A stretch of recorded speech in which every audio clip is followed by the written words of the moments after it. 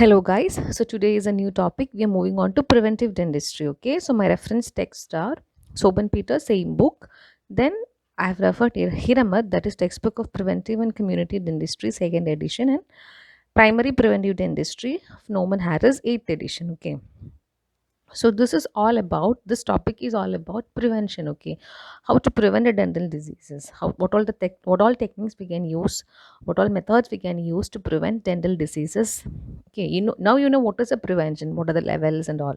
So in that same manner only we'll be discussing about prevention. Okay, so in this prevention, the first and the foremost thing we have to learn is about fluorides. Okay, so let's go into fluorides, history of fluorides. Okay, so I'll tell you something about fluorine, the element, then we'll move on to fluorides. Okay, so this element fluorine was discovered by Henry Moissan in 26 June 1886. Okay, remember this name, Henry Moissan. So it is a member of halogen family with atomic weight of 19 and atomic number of 9. So that is a fluorine. Okay, so it is derived from the Latin word fluere, meaning to flow. Okay, so it is one among the 14 physiologically essential elements that is needed for normal growth and development of human beings.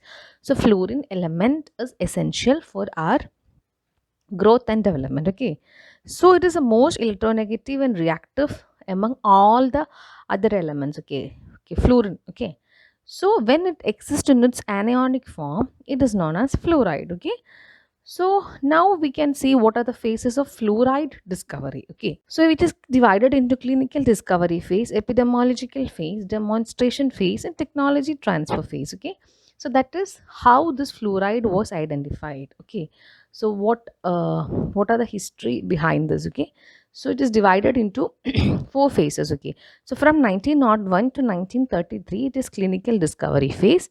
So 1933 to 1945 it is epidemiological phase, and 1945 to 1954 it is demonstration, and from 1954 onwards it is technology transfer phase.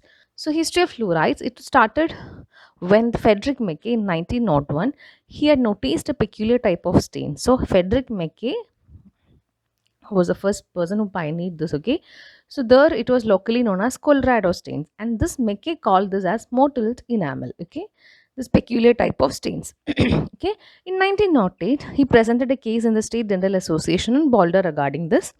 So in 1902, J.M. Eager, okay, described the small stains on the teeth among the Italian immigrants embarking at Naples as denti di scie. Okay, so it was in 1902 by J.M. Eager. In 1916, Mickey and G.V. Black, they both combined and they have examined and reported that 85% were affected in this Colorado Springs. Okay, in 1928, Mackay and Gromper Kempt, okay, a similar observation was found in bauxite when water supply was changed from a shallow well to a foot well. It resulted in children with a badly stained teeth. That was in 1928. Okay, so in 1931, Dr. M.V. Churchill, H.V. Churchill, who was a chemist, okay, he done a spectrographic analysis of bauxite city of water and showed the presence of fluoride at the level of 13.7 ppm.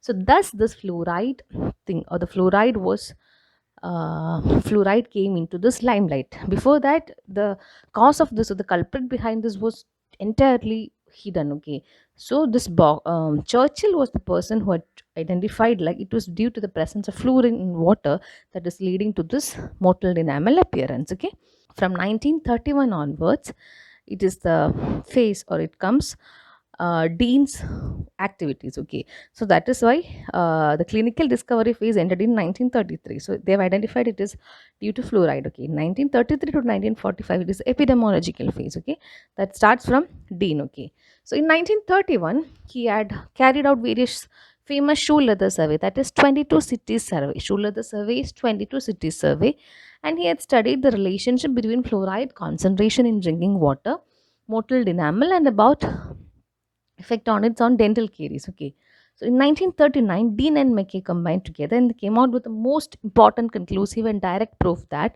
fluoride is domestic water is a primary cause of human mottled enamel. Okay, so shoe leather survey, remember this, that is done on 22 cities by Dr. H. Trenley Dean. Okay, So in 1939, the hypothesis was formulated by H. that is, there is an inverse relationship between endemic dental fluorosis and dental caries, which has emerged with a survey of 4 Illinois cities. So he had done 22 cities survey and he had done 4 Illinois city surveys, 22 city survey, otherwise known as Schuletter survey. So after this 4 city survey, he had showed that those people who were affected with this fluorosis, not fluorosis, they have called it as mottled enamel or endemic condition. In those people who are been affected with this endemic condition, in among them, the prevalence of dental caries was very less. So it showed an inverse relationship. Okay. So findings of Dean we can summarize, that is less than 1 ppm of fluoride causing, sorry, greater than 1 ppm of fluoride is causing mildest form of mottled enamel. Okay, higher the concentration, it leads to more severity and it leads to mottling. Okay, but an optimum level of fluoride up to 1 ppm showed an anti-cariogenic property without any mottling of the teeth. This is an important finding of the day. Okay, so optimum fluoride concentration of level of fluoride up to 1 ppm, it showed an anti-cariogenic property without any mottling. So this is an important findings by Tentley Hdeen. Okay, during this phase, epidemiological phase, so this was the most important findings that was occurred in during this epidemiological phase. Okay, next we are moving on to demonstration phase. Okay, that is why we have to demonstrate. Okay, we have to prove it. Okay, so we started doing controlled water fluoridation studies. Okay, to prove what we have found is correct only. So that is demonstration phase. Okay, it started with controlled water fluoridation study. So the first water fluoridation plant was set up in Grand Rapids, Michigan. Okay, so this is very important. It was in Grand Rapids, Michigan, USA, and Jan 25th, 1945 is considered as a World Water Fluoridation Day. Okay, so Grand Rapids, Michigan versus Muskegon. So Michigan was a city. Grand Rapids, Michigan was a city, and they have fluoridated the water supply, and they are finding about the caries prevalence in 6-year-old children. It was reported by Arnold Littell in 1953. They have taken almost from 1945 to 1953. Okay, so after 6.5 years, the caries prevalence, and Muskegon was a control group without fluoridated water. Okay, so after 6.5 years in Grand Rapids, Muskegon, the prevalence of dental caries was just half that of Muskegon. That is, in the control group, the prevalence of dental caries or the incidence of dental caries was more, whereas in those places where they were drinking fluoridated water, okay, the prevalence was less. See, that is the study about Grand Rapids, Michigan study. Okay, this is very important. Okay, reported by Arnold Littell in 1953. Okay, next in May 2nd, 1945, another study known as Newborg Kingston study. It was reported by Ast et al. In 1956. So after 10 years, the prevalence of caries was reduced from 23.5% to 13.9%. Okay, that is the important finding. So, Newburgh versus Kingston study. Newburgh is the case and Kingston is the control. This is all the places, okay? They have named according to these places. Okay, and they confirmed that fluoride has an caries inhibitory effect. Okay, so in June 1945, Brantford, Ontario, Canada versus Cernia. Okay, so and there were one more control, that is Stratford were considered as an auxiliary control. It was reported by Brown and Puplau in 1965.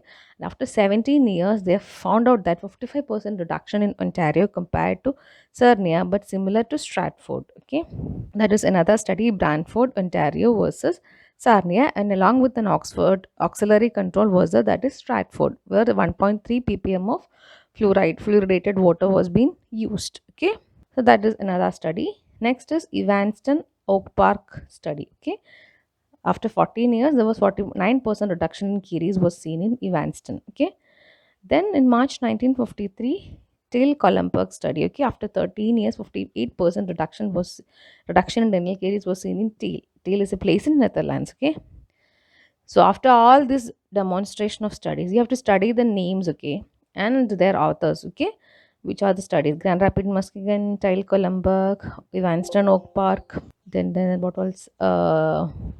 Brantford, then Newburgh, Kingston. This, all these names you have to study, okay? So finally, in 1969, WHO had advocated that 1 ppm drinking concentration of fluoride in water had a marked preventive effect on caries, and controlled fluoridation of drinking water was a practical and effective public health measure. So it was educated and it was approved by WHO in 1969. Okay. So now let's see what are the sources of fluoride. Okay, so it is available in the form of minerals, that is fluorspar, cryolite, and fluorosilicates.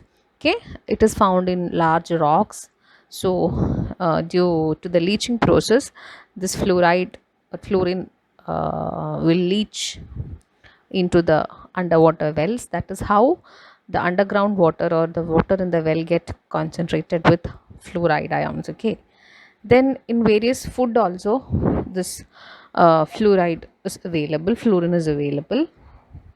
Okay, so it is in dried mackerel, salmon, fish, tea leaves and all. It's a good source of fluoride. Okay, milk has, cheese, meat, vegetables like cabbages, potato and lettuce, cereals like jowar, fruits like banana. Okay, so you remember tea leaves. Okay, that is very important. Salmon, fish and cheese. Okay, next is we are moving on to the metabolism of fluoride. Okay, so absorption, it is readily absorbed, okay, mainly through stomach, lungs, and rarely through skin. Okay, that is the method of absorption. Okay, but the maximum amount of absorption is through upper GIT and small intestine. Okay, this is an MCQ. Okay, the maximum amount of absorption of fluoride in human body is through upper GIT and small intestine. This is asked. Okay, and excretion is through urine, sweat, feces, and traces through milk, saliva, hair, and tears. Okay, and 50% of this is excreted in urine, that is through kidney. This is also important, this can be asked. Okay,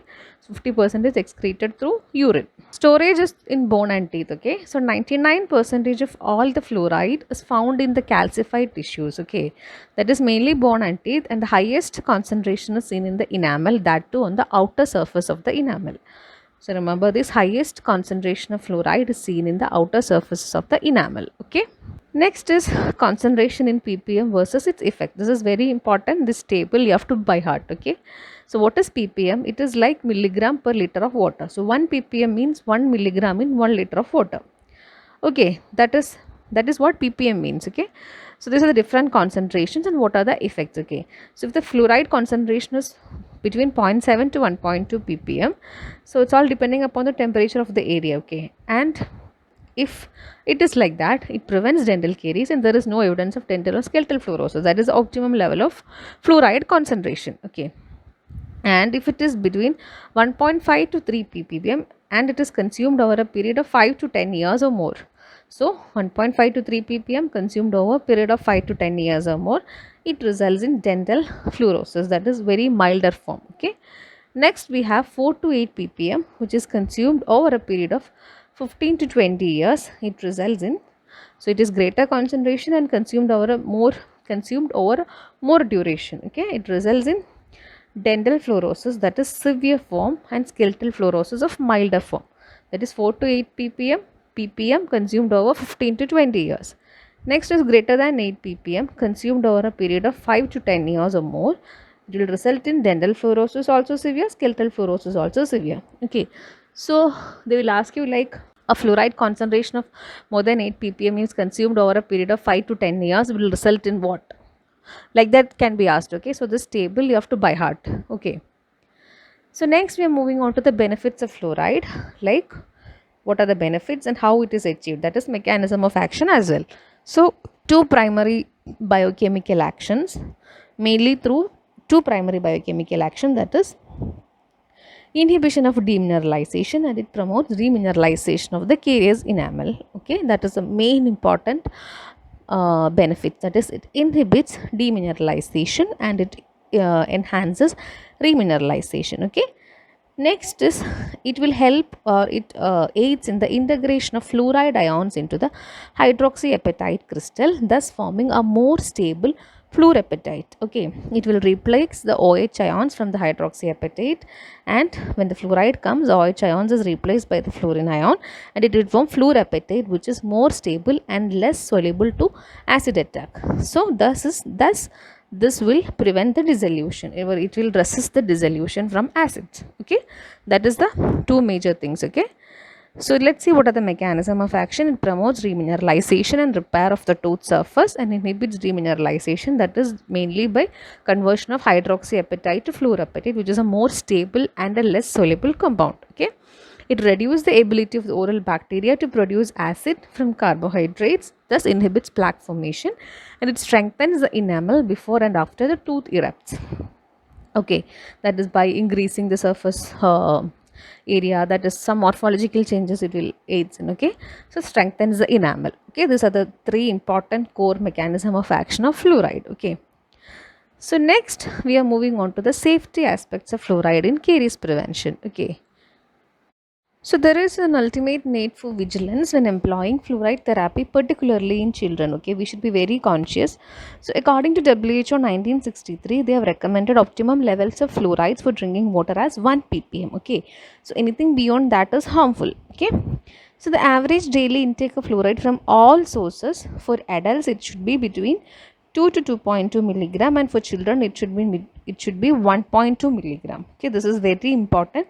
So the total average daily intake of fluoride from all the sources for adults, it should be 2 to 2.2 milligram, and for children it should be 1.2 milligram. Okay, very important. Okay, next we are moving on to the optimum fluoride levels. Okay, so that is according to the temperature. So in cold climate, recommended fluoride levels is 1.2 ppm.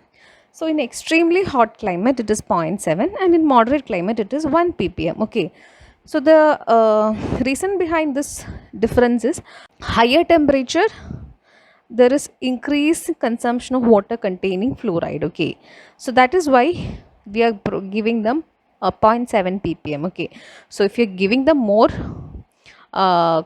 concentrated fluoridated water, there is a chance of increasing mottling in those areas where temperature is high, where people tend to consume more water, whereas in cold climate they will consume comparatively less water, so we can give 1.2 ppm. So that is the reason behind this change. Okay, so the optimum fluoride concentration and climatic condition, that is in temperate climates it is 1 ppm, and children living in this area is like 1 milligram per day per daily. Okay, and we have a formula, that is Galligan and Vermeulen empirical formula, that is based on daily fluid intake, body weight and temperature. They formulated a formula. Okay, that is how much fluoride should be given. Okay, that is fluoride, ppm of fluoride should be 0.34 divided by E. So E is equal to 0.038 plus 0.0062 into temperature. So that two values are constant, only we have to provide the appropriate temperature of that particular area. So E is the daily water intake in OS bar LB of the body weight. Okay, and T is the maximum daily temperature in degrees or degrees Fahrenheit. Okay, that is the Galligan and Vermeulen empirical formula. Remember this formula, the fluoride intake is calculated through 0.34 by E. Okay, so WHO recommended according to 1994 it should be between 0.5 to 1 ppm. Okay, so remember this formula, and what is E and what is T. E is the daily water intake and T is the maximum daily temperature. Okay, so next we are moving on to the toxicity of fluoride. Okay, so we have two things, certainly lethal dose and possible toxic dose. Certainly lethal doses, if this much amount of fluoride is consumed, people will certainly die. Okay, that is certainly lethal dose. And possible toxic dose is like this much they can tolerate, or safety tolerated dose.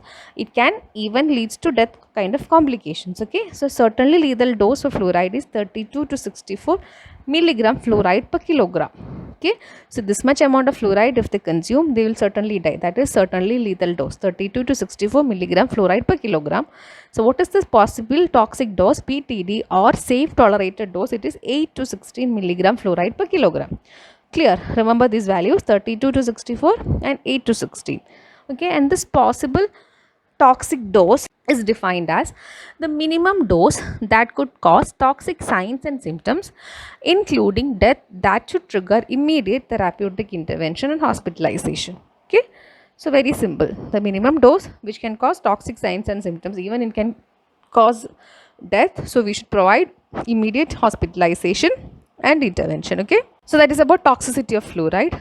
We have acute toxicity and chronic toxicity. Okay, so acute is like sudden intake of fluoride, and chronic is due to the long term chronic exposure of fluoride. Okay, that is another classification of toxicity. Clear? Next is routes of administration of fluorides. We have systemic administration and topical. Okay, systemic is like water fluoridation, salt, milk, fluoride tablets and fluoride drops. Okay, that is through the systems, the various systems. Okay, topical is like topically we are giving. Okay, it is not passing through the systems. Okay, that is sodium fluoride, stannous fluoride, APF, acidylated fossil fluoride, fluoride varnish, fluoride densifies and fluoride mouth rinse are the topical thing. Okay, that is like we are not actually consuming it, it is not going inside our body, just topically we are applying. Systemic is like through blood circulation is there. Okay, that is we are drinking water, we are consuming salt, we are drinking milk, tablets is also we are ingesting, drops also we are ingesting. So that is the difference between systemic and topical. Okay, so first is water fluoridation. Okay, so what is water fluoridation? The upward adjustment of fluoride ion in public water supply in such a way that the concentration of fluoride ion in water may be consistently maintained at 1 ppm by weight to prevent dental caries with minimum possibility of causing dental fluorosis. Nothing but we are adjusting the concentration of water as 1 ppm so that we can reduce the incidence of prevent the incidence of dental caries and thereby causing less chance of dental fluorosis. That is what water fluoridation. Okay, so the compounds used in water fluoridation, this is very important. Okay, fluorspar, sodium fluoride, silicofluoride, sodium silicofluoride, hydrofluorosilicic acid, ammonium silicofluoride. Okay, by heart this name. Okay, so they might ask you among these options which of the following is not used as a component for water fluoridation. So it is fluorspar, sodium fluoride, silicofluoride, sodium silicofluoride, hydrofluorosilicic acid and ammonium silicofluoride. Okay.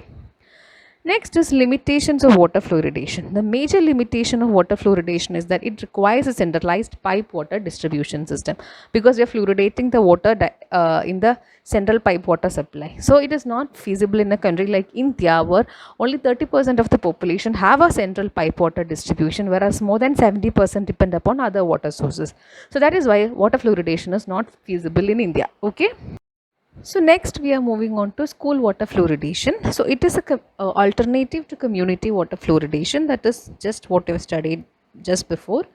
So school water fluoridation, the recommended fluoride level in school water is 4.5 to 6.3 ppm fluoride. Okay, remember it is always higher because school water fluoridation, like those who are going to school are only getting that benefits of water fluoridation, and also school won't be there in all the days. Okay, and also students won't be going like all regular days, there will be absentees, school holidays, vacation, and also to compensate for that the fluoride concentration level in school water is always higher. It is 4.5 to 6.3 ppm fluoride, remember this. Okay, and the effectiveness was 40 to 50% reduction of DMFT at 5 ppm of fluoride. Okay, the first investigation was done in 1954 in Virgin Islands.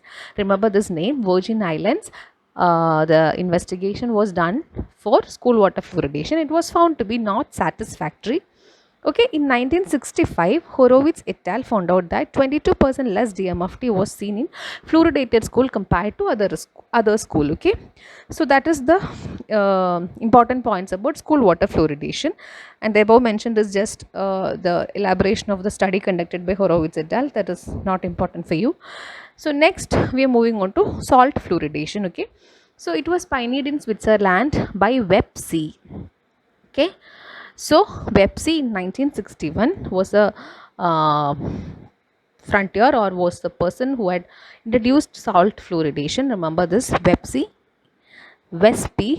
in 1961. Okay, Webse. Okay, it was used in Switzerland since 1955. Okay, so this Webse first given he had first proved that he promoted the use of table salt as a vehicle of fluoride. Okay, so he had used 90 milligram of fluoride per kilogram salt. Okay, but recently the concentration has raised to 200, 250, 350 milligram of fluoride per kilogram salt. Okay, And the reduction was 39% reduction in DEFT in 6-year-old Hungarian children with 250 milligram of fluoride per kilogram salt for 8 years compared to control group. Okay, and the salt fluoridated countries were Colombia, Hungary, Mexico and Switzerland. Okay, so who pioneered salt fluoridation? It was Westby in 1961. Remember this. Okay, so advantages is like it holds good in developing countries in India where centralized water supply is not present.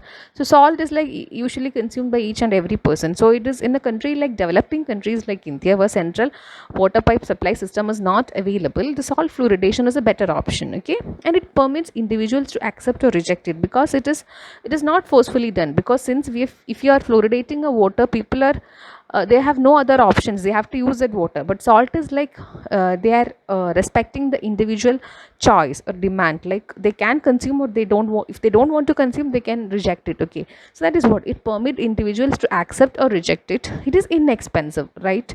Salt is very inexpensive. Disadvantages is that fluoride salt consumption is lowest when need for fluoride is very more. In early years of life, usually the need salt consumption is very less, right? So that is what it is very lowest when it is very needed.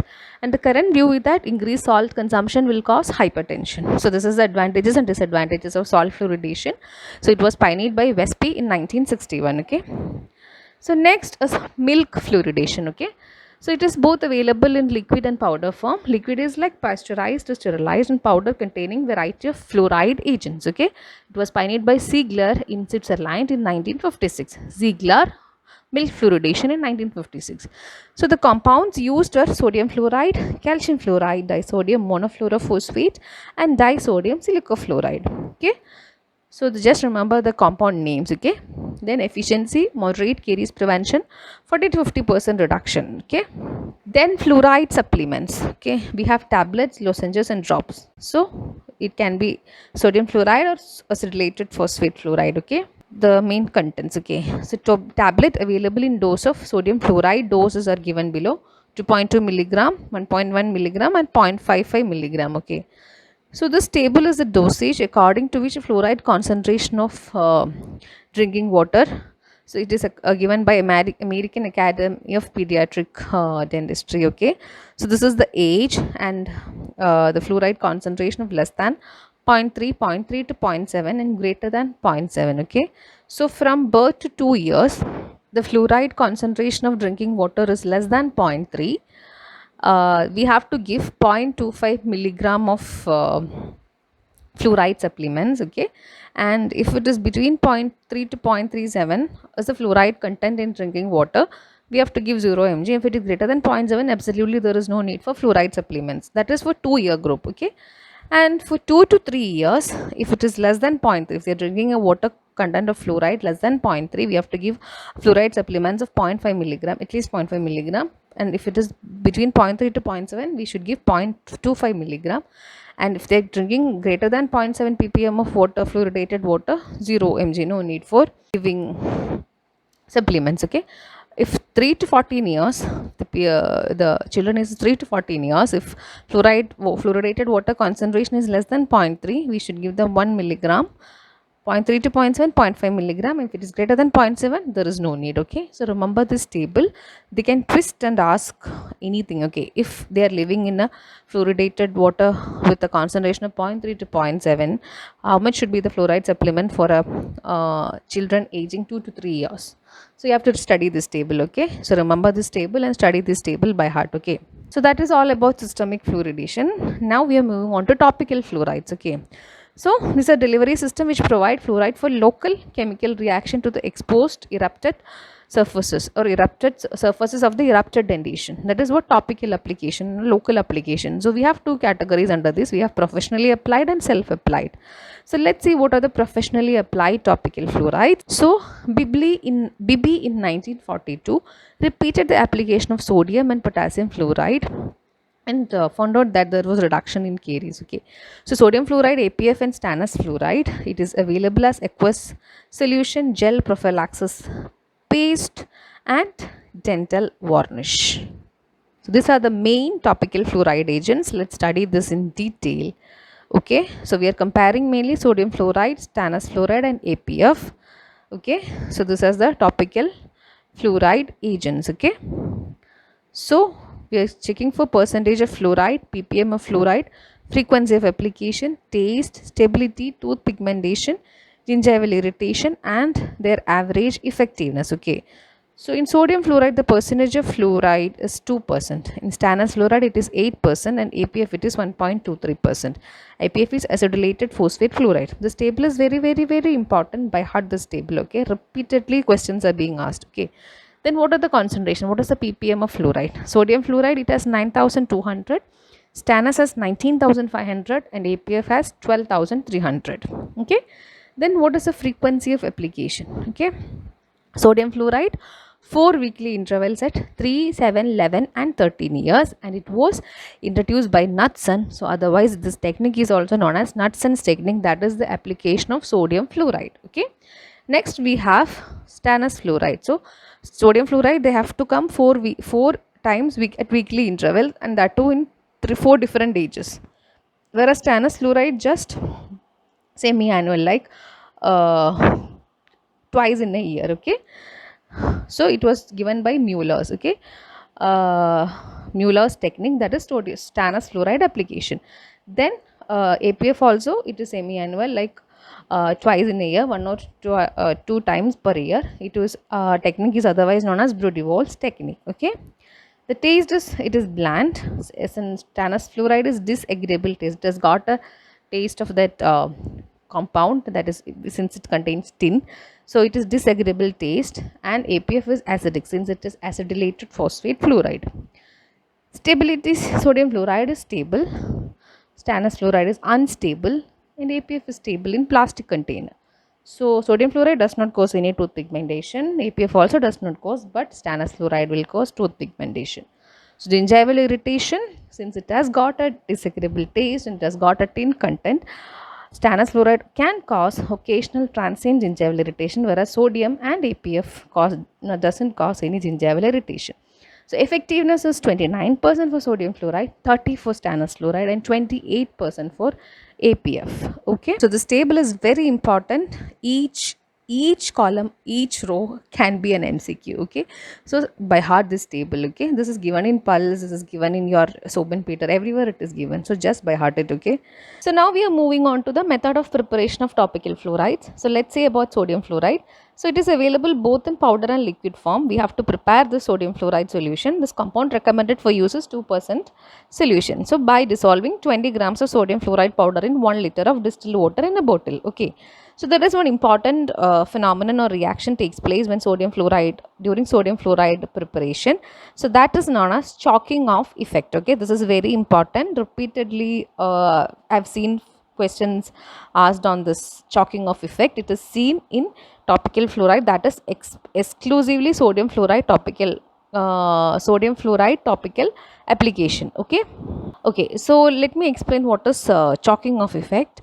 So when we apply sodium fluoride topical when it is topically applied, there will occur some kind of a reaction. Okay, there will be some reaction, that is, so we know that hydroxyapatite crystals are there in the enamel. So this hydroxyapatite crystals react with the sodium fluoride to form a compound known as calcium fluoride. Okay, which is a dominant product of this reaction. Okay, so this calcium fluoride will keep on forming. Okay, so there will be formation of a thick layer of calcium fluoride.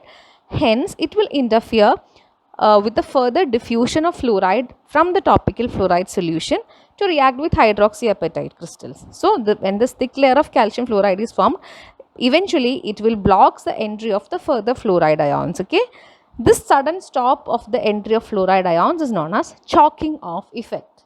Okay, when a compound known as calcium fluoride is formed, it will act as a barrier and it will block the further entry of the fluoride ion. This sudden stoppage of the entry of fluoride ions is termed as chalking off effect. Okay, so it will act as a reservoir. This calcium fluoride, it acts as a reservoir, and the function of this reservoir is that the fluoride slowly will leach out of it. Okay, that is what finally the benefits of this chalking off effect. It will act as a reservoir and slowly the fluoride will leach out of it. Okay, and thus it will increase the concentration of fluoride on the enamel surface and helps in preventing caries. So you have to remember this name, chalking of effect, and what is the final outcome of this, okay, and it is exclusively seen with sodium fluoride, okay. So that is about sodium fluoride, and I have told this technique is known as preparation of sodium fluoride technique is known as Knudsen's technique, okay, don't forget, okay. Next we are moving on to stannous fluoride, okay, SNF2. It is I've told earlier, it is a not stable compound. It becomes cloudy because of the presence of tin hydroxide, okay. So it was discovered by Mueller et al. So it is known as Mueller's technique. The preparation is known as Mueller's technique. So he had recommended a fresh solution of stannous fluoride to be prepared for each patient since it is highly disintegrating. So preparation is by 0.8 grams of the stannous fluoride. One capsule is dissolved in 10 ml of distilled water in a plastic container, okay. So that is how stannous fluoride preparation has been done. So next we are moving on to acidylated phosphate fluoride or APF. The technique is known as Brudivol's technique, okay. So it is by dissolving 20 grams of sodium fluoride in 1 liters of 0.1 mole of phosphoric acid, and to this we are adding 50% of hydrofluoric acid to adjust the pH at 3 and to make the fluoride concentration up to 1.23%. Okay, so it has been seen as solution as well as gel. When we are making as a gel, we have to add a gelling agent, that is methyl cellulose or hydroxyethyl cellulose, to the solution, and the pH is adjusted between 4 to 5. So that is about acidylated phosphate fluoride, okay. So the preparation and remember chalking effect with with sodium fluoride, and techniques for each 3 different things. We have 3 different names for the techniques, that also you should remember, okay. Next is advantages. Sodium fluoride has got an accepted taste and it is stable if it is stored in a plastic container and refrigerated.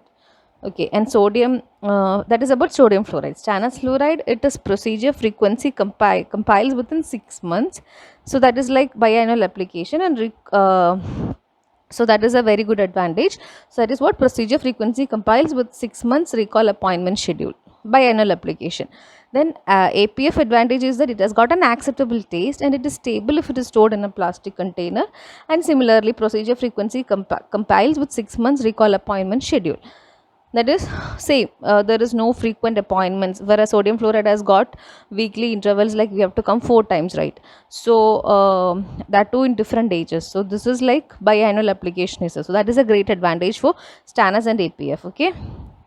And disadvantages of topical fluoride is that sodium fluoride, it procedures requires 4 visits to the dentist in a relatively short period of time.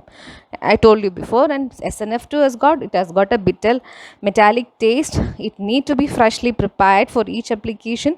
It is not stable in the solution. It can cause reversible tissue irritations. It can cause staining at the margin of restoration. That is all because of the presence of the tin hydroxide compound, okay. That is about the disadvantages. And APF is like we are mostly in clinics and all, we use APF gel, okay, when we are giving a topical fluoride to a kid. It is like more acceptable taste and it is like user friendly. So APF is being widely used in clinics and in pediatric centers and all, okay. So next we are moving on to another category of topical fluoride, that is fluoride varnish. So this is also professionally applied topical fluoride. So we are going to learn here about 3: Durafat, Carex and Fluor Protector, okay. So what is Durafact? Durafact is the first fluoride varnish that has been pioneered in Germany, okay. It is a viscous yellow material containing 22600 ppm to 22,600 ppm of fluoride as sodium fluoride in a neutral colophonium base. That is sodium fluoride varnish containing 2.26% of fluoride in organic lacquer. Okay, that is what Durafat. It contains 22,600 ppm of fluoride, that too sodium fluoride in a neutral colophonium base. Sodium fluoride varnish containing 2.26% of fluoride, that is Durafat.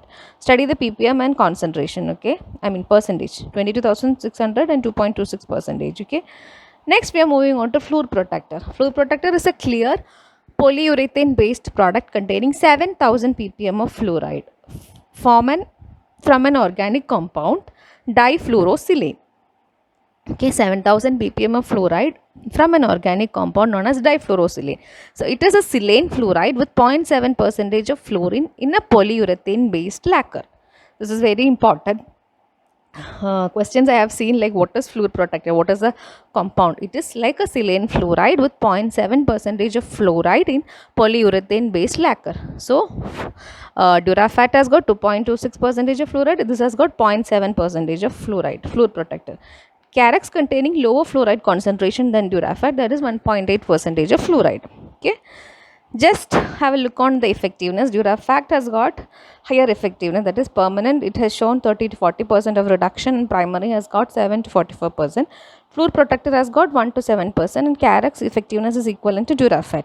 So recommended application is biannual application. So let's see the technique of fluoride varnish application. First we have to do oral prophylaxis, then teeth are dried and it is not isolated with cotton rolls. Since there is a chance of sticking of this cotton rolls with the varnish, so we are not isolating. Then approximately 0.3 to 0.5 ml of varnish is taken at each application. So application is done on the lower arch and then on the upper arch. It is like a paint on technique. Okay, we are dipping an applicator tip and we'll paint this fluoride varnish onto the tooth surface. Okay, and patient is asked to keep the mouth open for 4 minutes, and patient is not asked to eat or drink for 1 hour and not to eat hard food till the next day. That is how fluoride varnish is being applied. Okay, so that is all about professionally applied topical fluorides. So now we are moving on to self applied topical fluorides. So we have self applied, that is toothpaste dendrifiers, we have gels, we have, and mouth rinses we have. That is, we can apply it like self. We don't need a professional trained people to do that. Okay, so fluoride dendrifiers was pioneered in the year 1955. First one was stannous fluoride dendrifiers. It was first dendrifiers recognized by FDA. Then first fluoride dendrifiers was accepted by ADA in 1964. Okay, so stannous fluoride was the first accepted dendrifiers. Okay, remember that. So types of fluoride dendrifiers, we have sodium fluoride, we have stannous fluoride, we have monofluorophosphate dendrifiers, amine fluoride dendrifiers, and hexafluorozirconate dendrifiers we have. Okay, so monofluorophosphate dendrifiers, in 1981 it was most widely used agent in the world, and it is produced during 1940s in the research laboratories of Ozak Mahowing Company in Tulsa, Oklahoma. Okay, that is about monofluoride dendrifiers. So recommendations of fluoride dendrifiers users, those children below 4 years have the fluoride toothpaste is not at all recommended. For 4 to 6 years, brushing once daily with fluoride paste and twice without fluoridated paste. Okay, for 6 to 10 years, brushing twice daily with fluoride paste and once without fluoridated paste. About 10 years, brushing twice daily with fluoride paste is recommended. This table is very important, by heart this table. Okay, so that is about fluoride dendrifiers. Now we are moving on to fluoride mouth rinse. Okay, so it was pioneered, or it was the frontier was Bibi et al. In 1946. Okay, so in mid 1960s, the bi-weekly rinse for 1 minute with 0.2% of sodium fluoride was effective in reducing caries. That was one invention that has been done in 1960s. Okay, bi-week rinse for 1 minute of 0.2% of sodium fluoride. Okay, so furthermore, daily, that is for daily mouth rinsing with 0.05 percentage of sodium fluoride give more caries protection. That is, effectiveness was 20 to 50 percentage of reduction. Okay, so bi-weekly the concentration was 0.2% of sodium fluoride, and daily we have, when we are using daily mouth rinse, the concentration is 0.05 percentage of sodium fluoride. So remember this concentration. If it is bi-weekly, it is 0.2%, and if it is daily mouth rinse, we have to use it in 0.05 percentage of sodium fluoride. Okay, so that is about fluoride mouth rinses. Next, we are moving on to the toxicity of fluorides. Okay, we have, I've mentioned a little bit of this in the previous slides. We have acute toxicity and we have chronic toxicity. So acute is like a single large dose exposure. For example, 2.5 to 5 gram of fluoride is accidentally been ingested. Okay, chronic is like more than optimum level for a longer duration. So this chronic toxicity usually results in either dental or skeletal fluorosis. So skeletal, more than 8 ppm for 10 to 20 years of any age. Dental fluorosis, we are exposed to 2 to 8 ppm at a period of their developing stage, that is 0 to 10 years. Okay. Symptoms of fluoride toxicity, it usually acts in 4 general ways. Okay. So when fluoride salts contact with the moist skin or mucous membrane, hydrofluoric acid is formed. It causes chemical burn. So it is generally a protoplasmic poison which acts to inhibit the enzyme system, and it binds calcium which is needed for nerve reaction, and hyperkalemia occurs which contribute to cardiotoxicity. Okay.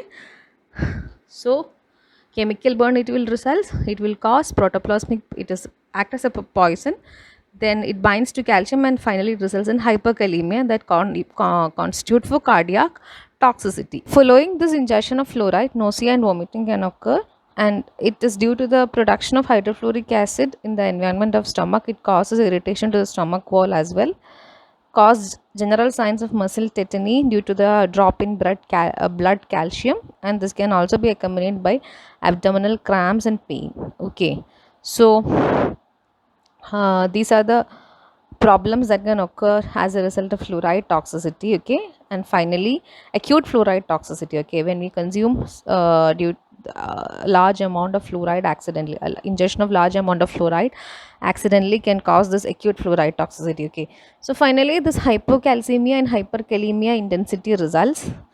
Calcium level drops down, it can cause hypocalcemia, and similarly potassium increases, it can cause hyperkalemia. As a result, it leads to coma, convulsions and cardiac arrhythmias. Okay, finally it can lead to death. Clear? So what is the treatment of fluoride toxicity? We have to go for immediate treatment. We have to go induced vomiting, okay, to remove the maximum amount of ingested fluoride. Then protection of stomach by binding fluoride with orally administered calcium. Suddenly, sometimes we used to give milk. Okay, so milk will bind with this calcium in the milk will bind with fluoride, so that will go out. Okay, and maintenance of blood calcium level with IV calcium. Okay, the same mechanisms. So that is what immediate management of fluoride toxicity. Okay, acute fluoride toxicity. Okay, so next we are moving on to fluorosis. Okay, so I have given you a clue about fluorosis. What is a fluorosis? It is a non-reversible, incurable disease causing weakness of skeletal structures caused by high levels of fluorides in water. We have skeletal as well as dental fluorosis. So skeletal fluorosis, again, when water level is above 8 ppm, it is characterized by increased X-ray density of trabecula bone, spine, pelvis. Then there is increased thickness of long bone cortices due to endosteal and periosteal apposition. And in more advanced cases, it can cause calcification of ligaments leading to ankylosing spondylitis. So these are some of the features of skeletal fluorosis.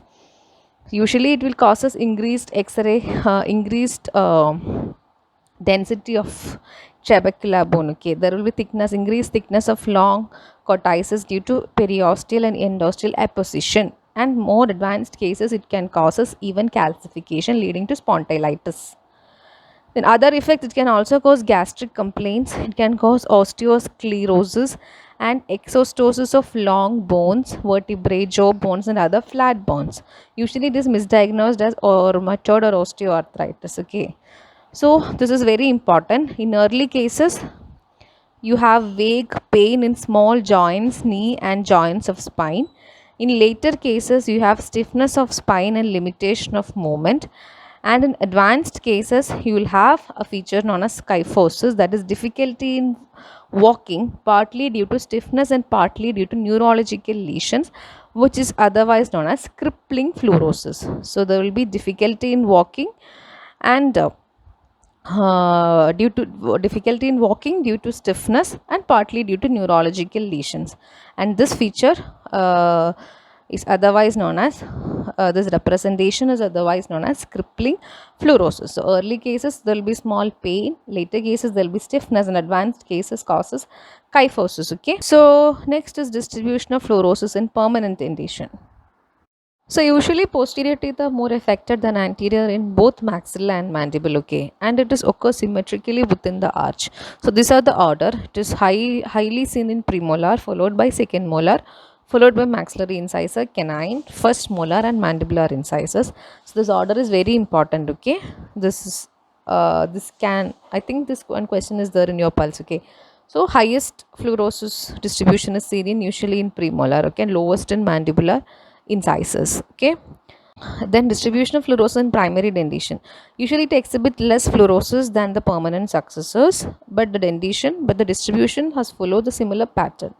Okay, so assessment of fluorosis is difficult in primary dentition because primary dentition already have thinner enamel, so it has got a more whitish appearance. Okay, and similarly it has got incremental lines of retzius in the primary dentition is often lacking or less pronounced than permanent teeth, so it is difficult to detect fluorosis in primary because of its more whitish appearance, and incremental lines of retzius is less pronounced or often it is lacking. Okay, this is also important, remember this point. Okay, and what are the reasons for less appearance of fluorosis in primary dentition? Usually the placenta will act as a selective barrier. It will allow only 70% to go through, and most of the calcification of primary teeth occurs before birth. Okay, so there is no chance of occurrence of dental fluorosis. It should the ingestion should be at the time of calcification of tooth, or the time of developing of tooth. That time, if fluoride has been the children has been exposed to fluoridated water, then there is a chance or occurrence of dental fluorosis. So in this case of primary teeth, most of the calcification has occurred before birth, so there is less chance for exposure, and duration of enamel maturation is much shorter, so there won't be much time for fluoride attack, and it is also thinner enamel, okay, compared to permanent teeth. So this is the difference between primary and permanent dentition. So next we are moving on to the effective treatment of dental fluorosis. There is no cure for dental fluorosis. We can just minimize the improve the appearance. Okay, we can either do bleaching, we can put crown, veneers and laminates, and composite restorations. Okay, so crown, veneers and laminates is like you know how it is being done. Bleaching also, you know, and composite restoration, normal composite restorations. So that is what we are doing treatment for dental fluorosis. Okay, so this is the endemic states of fluorosis in India. So they are the eastern and southeastern belt of Karnataka, covering districts of Gulbarga, Raichur, Bellary, Chitradurga, Tumkur, Kolar, and it is scattered in rest of Karnataka. So Karnataka is usually the one of the state which is densely affected. Okay, and it is also seen in Kerala in regions of Alapura and all. So more or less it is seen in almost all the states of India. Now we are going to learn about the prevention of fluorosis. Okay, so the prevention is the first and foremost we have to change the source of drinking water to the water containing optimum amount of fluoride. That is the ideal method, and the second one is defluoridation. Okay, so you have to study more about defluoridation. What is defluoridation? It is the downward adjustment of concentration of fluoride ion in the public water supply in such a way that the concentration of the fluoride in water is maintained constantly at 1 ppm. So we are adjusting it to 1 ppm, the fluoride concentration in the water to 1 ppm. Okay, that is what basically defluoridation does, and or otherwise it is the process of removing excess fluoride present in the water supply in order to prevent dental fluorosis and more severe disability.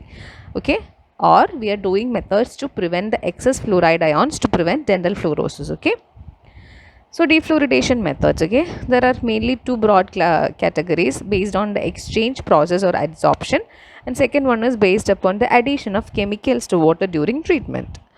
So in India, the first defluoridation was taken by NEERI, National Environmental Engineering Research Institute at Nagpur in 1961. So very important, in India the first defluoridation was taken by NEERI. Okay, study the full form, and it was in Nagpur in 1961. Okay, and let's see what is the chemical method. Okay, the first the most important chemical method is known as Nalgonda technique. It was found out, or it was initiated by NEERI in 1961. So it involves addition of aluminum salts, otherwise known as alum, lime, bleaching powder, which is followed by rapid mixing, flocculation, sedimentation, filtration, and disinfection. Okay, so this question is also asked in pulse. What are the techniques involved in defluoridation?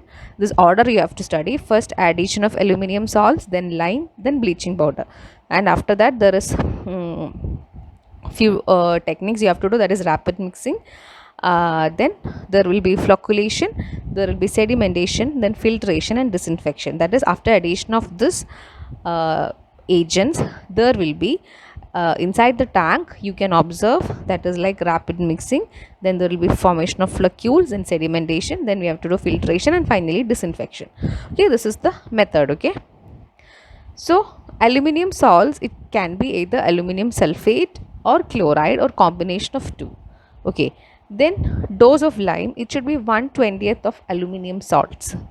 Okay, so why are we adding lime? It facilitates the formation of dense flocks for rapid settling. Okay, then bleaching powder is usually used as 3 milligram per liter for disinfection. That is the final thing. So aluminum salt is aluminum sulfite, a chloride or combination of both two. Then lime, it is 1/20th of the dose of aluminum salt. Why should we add lime? It facilitates flocculation, so that for rapid settling, it helps in rapid settling. And bleaching powder, that is finally for disinfection. Okay, so let me explain what is rapid mixing. It is provided through, that is mechanism of Nalgonda technique. Okay, so rapid mixing, it provides a thorough mixing of the chemicals. Okay, then flocculation, that is by gentle agitation, by combining the polyhydroxy aluminum complexation. Okay, it is this flocculation is by combination of polyhydroxy aluminum complexation. Okay, so rapid mixing will help in thorough mixing up of the chemicals. Flocculation, we are gently agitating the fluid in the chamber, that is water in the chamber. Then after flocculation, the turbidity, color, odor are removed and bacterial load is reduced. Okay, then the lime that we are adding will reduce or will ensure that the residual aluminum is not remaining in the treated water. Okay, so it is usually done in a huge chambers. Okay, so that is about flocculation. Next is sedimentation. So this water, flocculated water, is allowed to sediment, that it permits settling up of dense flocks loaded with fluorides and other impurities. So the water loaded with fluoride will gradually settle down. Then filtration through rapid gravity sand filters. Okay, finally disinfection, this chlorinated with bleaching powder before distribution. So the fluoride will settle down, then we are filtering the water, and finally we are disinfecting before it is being supplied to the public distribution system. Okay, so this is the salient features of Nalgonda technique. There is no regeneration of media. We are not any medias that we are using is not being regenerated. Okay, and we are not handling any kind of caustic acids, alkalis, nothing is being used. Okay, and it is a readily available chemicals are there, and it is adaptable to domestic use as well, applicable in batches and as well as in continuous operation. So these are the salient features of Nalgonda technique. Okay, so just study this also. What are the advantages of Nalgonda technique? Here it is most important is you have to study about NIRI, and you have to study what is the mechanism, each step, and what are the things are being added for this Nalgonda technique. First we have to add aluminum salt, lime, bleaching powder, followed by rapid mixing, flocculation, sedimentation, filtration and disinfection. Okay, by this we are coming to an end of fluorides. Okay, I have covered all the major points in fluorides. So next portion that is coming under preventive dentistry is Pitt and Fisher sealants. Okay, so let me explain about Pitt and Fisher sealants. Before that, I will tell you what is a pit. Okay, so pit is a small pinpoint depression which is located at the junction of the developmental grooves or terminal of those grooves on the tooth surface. Okay, so you know what is a pit, you might have seen, maybe everyone, at least most of them will be having a pit. Okay, so it is a small pinpoint depression, and fissure is defined as a deep clefts between the adjoining cusps. Okay, that is what a cleft means. Okay, so what is a fissure sealant? We are sealing the fissure and the pits. Okay, so fissure sealant is a material which is applied to the occlusal surfaces of the teeth in order to obliterate the occlusal fissures and remove the sheltered environment in which the microorganisms thrive. So in pits and fissures are the possible shelters for microorganisms. Because of the food entrapment, there is a high increased chance for developing caries gradually. So we are covering that sealant so that we are obliterating the fissures and it remove the environment in which the microorganisms thrive. So it was given by Gordon in 1962, this definition of a fissure sealant. Okay, so we just see the classification of pits and fissure sealants. According to the chemical structure of monomers, we have methyl methacrylate, we have triethylene glycol dimethacrylate, we have bisphenol dimethacrylate, we have bis GMA, we have ESPE monomer, and we have propyl methacrylate urethane. These are based on the type of monomers used. Okay, then is based on generation. We have first, second, third, fourth generations. Okay, so first is like UV light cured sealant. Okay, that is like Nuvalite is an example. Okay, second generation is self cure or chemical cure, that is concise white. Okay, so third generation is a light cured visible sealant, that is Helioseal, that you might have been used in your clinics. Okay, we using the curing light, no? So that with that we are curing, we are sealing the pit and fissure sealant. Okay, example is Helioseal. Then fourth generation is a fluoride releasing, that is Seal-Rite or Plodent. Okay, just look, have a look on this examples. Okay, they can ask, okay, Helioseal is an example of which generation, Plodent is an example of which generation, so just go through it. Okay, and based on the filler content we have unfilled and filled. Okay, unfilled has got a better flow and it has got a more retention, but it abrade easily, whereas filled has got resistance to wear but it need occlusal adjustment. It does not that have that property of flowing compared to unfilled. Okay, next is based on color. We have clear fissure sealant, we have tinted or opaque, we have colored. Based on curing we have light cured and we have autopolymerizing. So this is the classification. Okay, so next is about the procedure of sealant application. It is very simple, just understand. Okay, we have to just polish the tooth surface, then you have to isolate and dry the tooth surface, and next we are doing acid etching. This is very important. We are using 30 to 50% of orthophosphoric acid in a liquid form, that is for about 20 to 30 seconds. So concentration of acid used in pit and fissure sealant is 30 to 50% of orthophosphoric acid for 20 to 30 seconds. Okay, important. After the acid etching we have to rinse the tooth. Okay, after rinsing we have to isolate and dry the tooth till that chalky white appearance is obtained. Okay, the chalky white appearance will proves that the acid etching has been done properly. Okay, then we have to apply the sealant, then evaluate the sealant, we have to check the occlusion, then we have to check for retention, and periodic maintenance is required. Since it is just a preventive treatment, we don't know how long will it last for, right? So we have to recall the patients frequently, like after 3 months interval. Okay, like that we should keep an interval and we should recall the patients regularly. Okay, that is about pit and fissure sealant. Now we are going to learn about a traumatic restorative treatment. So it is not a component of preventive dentistry, it comes under minimal invasive dentistry. Here cavity has already been formed or tooth is already been decayed. We are using minimal invasive procedures to restore it. That is what a traumatic restorative treatment says, and it is like least traumatic, at traumatic. Okay, there is no trauma, we are not using any invasive procedures here. Okay, the two main principles are of ART or a traumatic restorative treatment are removing carious tooth using hand instruments. So we are not using any kind of aerators or burrs or anything like that, just hand instruments, and so it is atraumatic. And restoring it with glass ionomer cement. So why we are using glass ionomer cement? Because it has got good bonding with the tooth structure, biomechanical property, it is biomechanical properties is very high, and it has got fluoride releasing property, so anti-caries properties is also there. So GIC is the ideal filling material used in ART. Okay, next we will see the stepwise ART approach. Just understand. Okay, by looking at that picture only you will come to know. That is like, first we have to isolate, then we should get a proper access, then we should excavate the caries, we should try to remove the caries, soft debris, what all things are there, as much as possible using hand instruments. Then we have to condition it using the GIC liquid, that is to remove the debris and also the smear layer from the dentine. Then we have to insert. Okay, that is we have to insert the GIC. Then we have to do the press finger technique. Okay, press finger technique, that is we have to just press and we have to just slide by applying Vaseline on the gloves. So it will form a proper contour. And next we can remove the excess, if any excess is present, using carvers.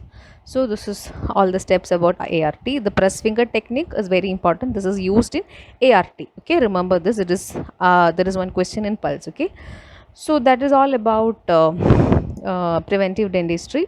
Now you can see certain questions in, I think, in miscellaneous or in this chapter, some questions related to the prevention of, in the levels of prevention in relation with various diseases. The levels of prevention is given in tables in your pulse, in the pulse. Okay, in, I think, along with the explanation they are giving, they have given you the levels of prevention of various dental diseases. So just study that, or else you can go refer the Soben-Peter also. It is given in Soben-Peter as well, levels of prevention in tables. Okay, just go through that. Okay, so that is all about preventive dentistry.